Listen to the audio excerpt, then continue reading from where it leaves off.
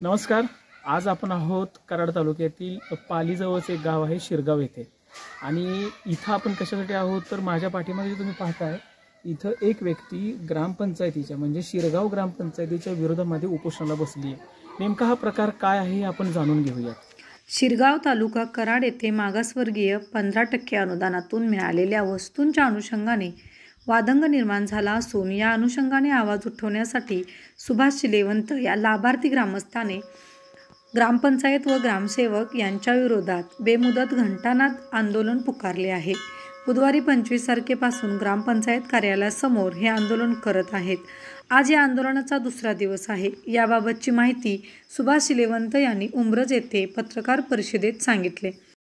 नमस्कार. मला सांगा, नेमकं हे जे तुम्ही आता आंदोलन करत आहे या पाठीमागचं नेमकं तुमचं काय नेमक्या मागण्या होत्या किंवा नेमका काय प्रकार झाला आहे तो फक्त प्रेक्षकांना आपण सांगा. मी सुभाष चिलेवंत गेल्या अनेक वर्षापासून मागासवर्गीय 15% अनुदानाच्या पुढे समीक्षण संशोधनपर मी कार्य केलेलं आहे. शिरगाव ग्रामपंचायतीचं जे अनुदानाच्या गैरव्यवहाराचा संबंधी लेखाजोखा मी 1990 सालापासून काढलेला आहे.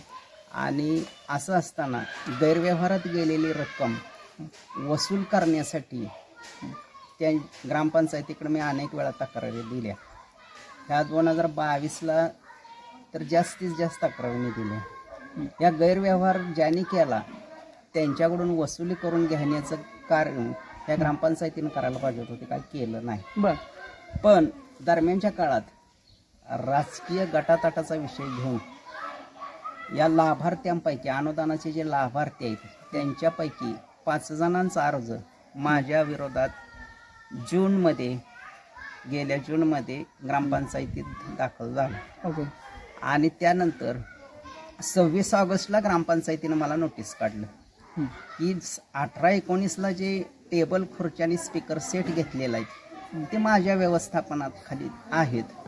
आणि लोकांना गरजेनुसार विना मोबदला त्यांना मी साहित्य देण्याचं काम करतो. अशा पद्धतीने माझ्यावर आरोप झाले की हे मोबदला घेतात, भाडं घेतात, ते स्वतःच वापरतात, स्वतःचा प्रपंच चालवतात, असे आक्षेप माझ्यावर झाले. असे व्हिडिओ पण काढले गेलेले आहेत. आणि त्याचा व्हिडिओचाही ह्या मी निवेदनात सगळा उल्लेख केलेला आहे. किती तारखेला व्हिडिओ झाले, किती मिनिटाचे झाले, सगळे केले.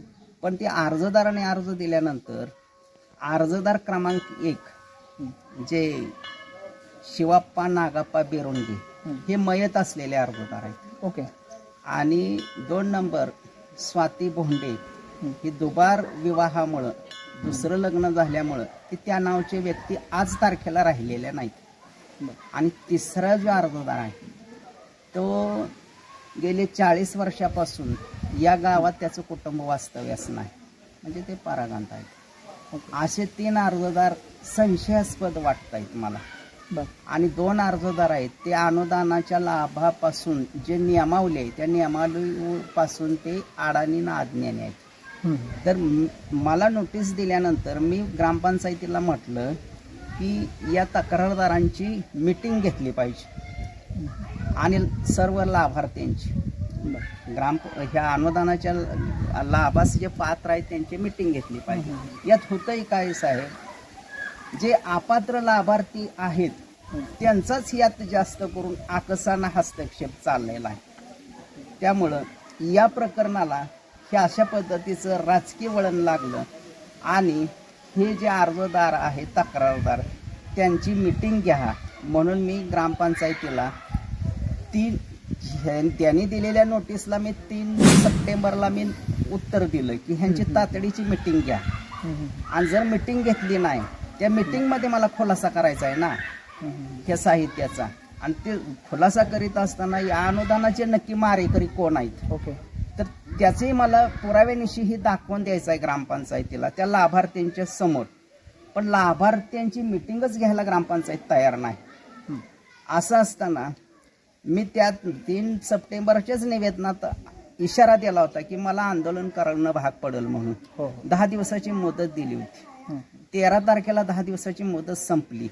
मग 17 तारखेला मी आंदोलनाचं निवेदन जिल्हाधिकारी, जिल्हा पोलीस प्रमुख, गटविकास अधिकारी आणि उंबरस पोलीस स्टेशन आणि जिल्हा परिषदेचे ग्रामपंचायतीचे उपमुख्य कार्यकारी अधिकारी यांच्याकडे मी निवेदनं दाखल केली.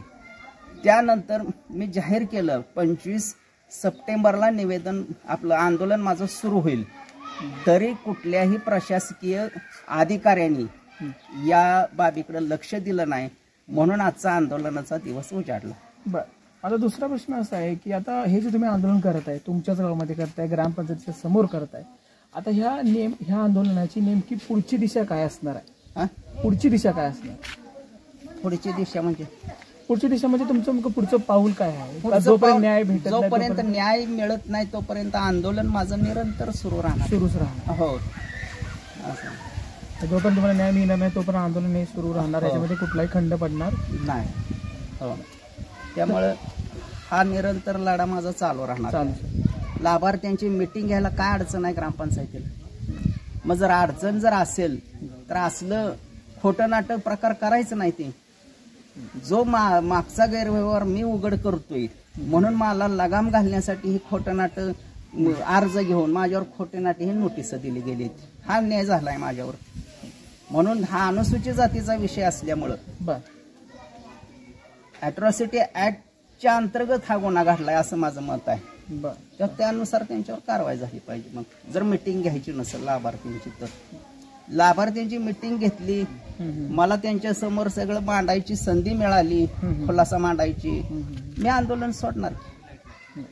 आणि मागचा जो विषय आहे त्यांनी मुदत द्यायची, एवढ्या मुदतीत हा प्रश्न मार्गी लावा. अनुदानाचा गैरव्यवहार केलेला, अपहार केलेला, त्याची मुदत घ्यायची त्यांनी माझ्या. यावर शिलेवंत यांनी तक्रारदार लाभार्थी यांची मीटिंग घेण्यात यावी, मीटिंगमध्ये साहित्य व त्यामागील मोबदला यावर खुलासा करणे योग्य होईल अशी विनंती केली. परंतु ग्रामस्थ मीटिंग घ्यायला तयार नाहीत. तोपर्यंत हे घंटानाद आंदोलन सुरू ठेवणार असल्याचे शिलेवंत यांनी सांगितले.